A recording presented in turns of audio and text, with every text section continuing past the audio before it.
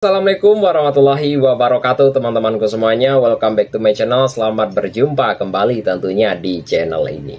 Ya, seperti biasanya kali ini kita akan membahas tentang berita olahraga untuk hari ini ya teman-teman. Ya, itu seperti biasa dari beberapa cuplikan video di depan juga. Dan jangan sampai teman-teman gagal paham terhadap apapun yang saya sampaikan di video ini, dan anggaplah sebagai hiburan semata saja. Ya, itu pembahasan yang akan kita bahas untuk hari ini, yaitu adalah Mikel Arteta lebih hebat dari Arne Slot, yang satu cuman beruntung warisan tim juara dari Jurgen Klopp tentunya. Ya, apakah pembahasan ini menarik? Akan kita bahas secara singkat dan padat. Dari beberapa informasi berita olahraga juga bahwa Arne Slot dinilai kurang beruntung dengan gelar Liga Inggris di musim debut bersama Liverpool. Ya, soal Campbell, yaitu mantan bek Arsenal, menganggap pelatih asal Belanda tersebut itu hanya memetik hasil dari fondasi kokoh yang tengah dibangun Jurgen Klopp tersebut. Ya, Slot juga diwarisi untuk kursi kepelatihan Liverpool, yaitu musim yang penuh ya tentunya. Lalu setelah Klopp mengakhiri untuk pengabdiannya tersebut selama 9 tahun di Aviat, hasilnya yang sangat mencengangkan dan ia langsung membawa The Reds juga juara Liga Inggris 2024-2025 teman-teman. Dan untuk menyamai prestasi Klopp pada musim 2019-2020, yang menariknya Slot tidak banyak mengubah komposisi skuad dan warisan pendahulu, baik itu dari sebuah David Rico Chelsea menjadi salah satu rekrutan yang sangat senior pada bursa transfer pada musim panas pertama, yaitu selebihnya masih mengandalkan pemain era Klopp tersebut. Meskipun minimnya perubahan, Slot tetap mampu mengalahkan Manchester City dan Arsenal dalam pemburu gelar. Baik itu dalam sejarah pencapaian tersebut, yaitu menjadi sorotan yang berbagai pihak juga, termasuk Campbell yang untuk memberikan pandangan yang sangat menarik teman-teman. Liverpool juga, tapi Campbell lebih kagum pada Arteta teman-teman, yaitu justru untuk memuji kerja keras Mikel Arteta dalam membangun kembali Arsenal selama beberapa tahun terakhir. Dan ia juga menilai tugas Arteta jauh lebih berat karena harus merombak total skuad ya tentunya sebelum bisa bersaing dengan Liverpool teman-teman. Dan kadang proses ini ya tentunya yang lambat itu dan justru baik ya dari beberapa orang yang sangat beruntung, ujar Campbell. Dan ia mencontohkan Slot yang mewariskan tim fantastik ya tentunya, dan langsung meraih trofi banyak tentunya tanpa banyak perubahan juga. Dan jika ia beruntung untuk efek dari manajemen baru, pemindahan merespon dengan baik. Ya, tambahnya dengan gelar yang sangat penuh membawa Arsenal membawa tim dari Invisibles, yaitu dia juga akan menurutnya Arteta menghadapi tantangan yang sangat berbeda dan membutuhkan sebuah kesabaran yang sangat ekstra, yaitu Arteta harus menyingkirkan pemain yang tidak dibuktikan ya, yang tidak dibutuhkan tentunya. Lanjut Campbell, yaitu sekarang ya tentunya, yaitu Arsenal sudah memiliki skuad yang sangat solid dengan fokus utama di lini depan setelah mendatangkan Victor Gyökeres. Yaitu mereka sudah punya Victor Gyökeres, tinggal mencari cara untuk memainkannya. Papar back yang berusia 50 tahun itu yaitu yakin bahwa Arsenal memiliki amunisi ya tentunya, amunisi ya teman-teman, yaitu untuk bersaing dengan perebutan gelar tentunya. Arsenal siap bersaing di dua kompetensi. Apakah itu? Yaitu komitmen dari William Saliba juga memperpanjang kontrak yang hingga 2030, yaitu telah menjadi bukti ya bahwa sebuah kepercayaan pemain yang terhadap proyek Arteta. Campbell juga menilai sebuah keputusan tersebut menunjukkan keyakinan bahwa Arsenal mampu menjuarai sebuah kompetensi dalam waktu terdekat tentunya. Dan baik itu dalam secara Saliba juga tidak akan menekan juga tentunya kontrak yang sampai 2030 atau tidak percaya Arsenal bisa juara teman-teman. Dan tahun ini juga yaitu mereka harus menang apapun caranya, tegas Campbell. Dan pernyataan ini juga mencerminkan juga optimisme tinggi terhadap performa The Gunners pada musim ini. Dan Arsenal saat memimpin klasemen sementara Liga Inggris dengan koleksi 16 poin dari 7 pertandingan.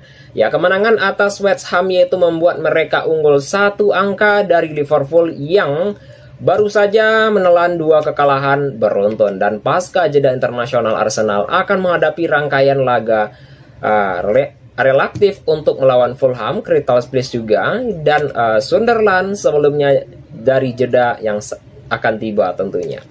Yaitu jadwal yang berikutnya adalah merupakan sebuah kesempatan emas juga untuk mencoba dari kejaran yang rival, teman-teman. Di kompetensi Eropa, mereka akan berhadapan dengan Atletico Madrid dan Slavia tentunya di Liga Champions. Sementara itu, Piala Liga tersebut. Brighton menjadi lawan yang harus ditaklukkan untuk melaju ke babak selanjutnya, teman-teman. Itu pembahasan kita dalam segmen yang pertama, dan kita masuk ke dalam segmen hiburan kita untuk hari ini. Jika pembahasan yang saya sampaikan dalam video ini adalah merupakan pembahasan yang bersifatnya sebuah hiburan, yaitu Mbappe minta media Spanyol berhenti ganggu Yamal, fokus sepak bola saja, teman-teman. Itu pembahasan kita untuk dalam segmen hiburan kita untuk hari ini. Kylian Mbappe membela bintang muda Barcelona Lamine Yamal yang belakangan ini menjadi sorotan yang sangat berlebihan di media Spanyol. Striker Real Madrid itu meminta publik berhenti untuk menekan Lamine Yamal dan membiarkannya berkembang tanpa gangguan di luar lapangan. Lamine Yamal yang sekarang berusia 18 tahun itu meneruskan perhatian dunia sejak tampil gemilang bersama Barcelona dan timnas Spanyol.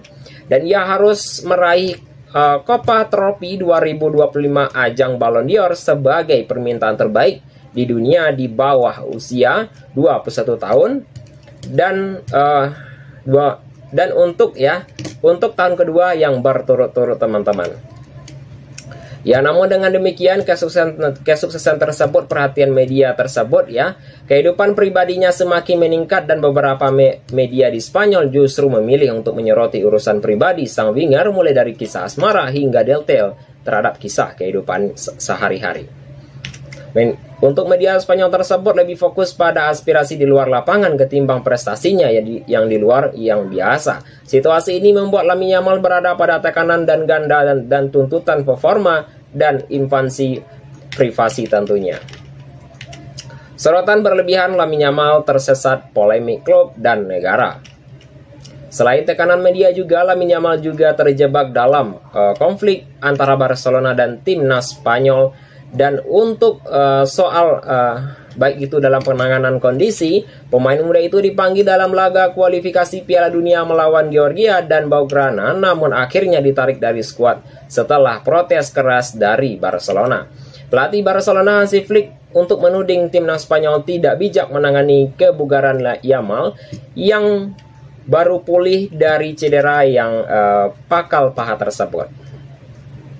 Akibat tarik ulur juga tersebut, sang pemain sempat absen dalam beberapa pertandingan melawan Valencia, Newcastle, baik itu dalam Getafe juga, dan Real Oviedo. Sebelum cedera juga tentunya, yaitu Lamine Yamal tampil impresif di awal musim La Liga dengan mencetak 2 gol dan 2 assist dalam 3 laga pembuka tentunya. Baik itu dalam sebuah performa gemilang tersebut sempat dihentikan akibat masalah fisik dengan memaksa untuk menjalani pemulihan. Ini baru kali tampil sebagai pemain sebagai pengganti saat Barcelona menang 2-1 atas Real Sociedad pada bulan lalu. Baik itu dalam secara keputusan terhadap yang dilakukan dan kondisi menjaga kondisi yang dalam jangka panjang di tengah jadwal yang sangat padat ini. Untuk Mbappe sendiri, yaitu saya tahu tekanannya dibiarkan dan dia fokus dalam wawancara bersama Jorge Valdano yang akan dilansir di beberapa media berita olahraga tersebut tentunya, dan Mbappe juga menunjukkan empati terhadap situasi Lamine Yamal dan ia memenuhi betul bagaimana rasa menjadi sorotan di usia muda yang sangat muda tersebut. Orang-orang yang berbicara tentang kehidupan pribadinya, tapi saya pikir mereka harus membiarkan dia biarkan dia fokus pada karirnya, tambah pemain yang berusia 26 tahun itu. Pertanyaan tersebut menjadi kritik halus terhadap media yang terlalu jauh mengintervensi urusan pribadi dari Yamal tersebut. Dan untuk pembahasan yang berikutnya, yaitu adalah masa depan Endrick di Real Madrid belum sama sekali dipinjamkan pada Januari. Masa depan Endrick di Real Madrid belum main sama sekali dipinjamkan pada Januari ya. Tentunya apakah rumor ini benar akan kita bahas juga secara singkat dan padat teman-teman. Endrick datang ke Real Madrid dengan sebuah ekspektasi yang sangat tinggi dari publik Brazil dan ia disebut merupakan satu talenta terbaik ya. Negara, Samba dan beberapa dekade terakhir, dan Los Blancos mengeluarkan 47,5 euro untuk memboyongnya pada tahun 2022. Ia resmi bergabung setelah 18 tahun pada Juli 2024 dan pertandingan dengan legenda seperti itu, Ronaldo dan Pele pun tak terhindarkan, baik itu dalam sebuah sorotan tinggi menambahkan tekanan besar bagi pemain muda yang baru memulai karirnya di Eropa ya. Namun situasi ini jauh dari kata harapan. Endrick belum bermain 1 menit ya pun per musim di bawah pelatih Xabi Alonso. Kesulitan Endrick di Santiago Bernabeu. Ya, sejak bergabung Endrick baru 8 kali menjadi starter untuk Madrid dalam 37 penampilan pada musim lalu. Dan ia harus mengumpulkan 847 yaitu waktu menit bermain juga dalam 10 pertandingan, dan ia telah mencetakkan 7 gol, angka yang cukup baik untuk pemuda ini. Namun pada musim ini benar-benar yang tak tampil sama sekali, dan bahkan ya setelah pulih dari cedera hamstring juga. Baik itu dalam sebuah cedera yang sangat membuat absen di Piala Dunia antar klub dan 5 laga pertandingan pada musim ini, yaitu setelah sembuh dan ia harus duduk di bangku cadangan dalam 5 pertandingan terakhir. Ya, Xabi Alonso sendiri dia telah menyebutkan bahwa Endrick memiliki naluri baik itu dalam cetak gol yang sangat luar biasa, baik itu tetap dalam sebuah persaingan di lini depan Real Madrid yang sangat ketat. Pelatih asal Spanyol itu dia telah menegaskan bahwa Endrick akan tiba namun belum waktunya. Masa depan Endrick bertahan atau dipinjamkan, apakah benar rumor ini? Yaitu karir Endrick di Real Madrid akan mencapai titik yang sangat krusial pada tahun 2026 dan ia ingin kembali ke skuad Brazil untuk Piala Dunia 2026, tapi hal itu sulit jika tetap hanya dicadangkan. Itu teman-temanku semuanya adalah informasi berita olahraga untuk hari ini juga, dan apapun yang saya sampaikan di video ini hanyalah bersifat sebuah hiburan semata saja teman-teman. Jika ada saya salah kata nantinya, saya mohon maaf saja. Saya akhiri dengan mengucapkan Assalamualaikum warahmatullahi wabarakatuh.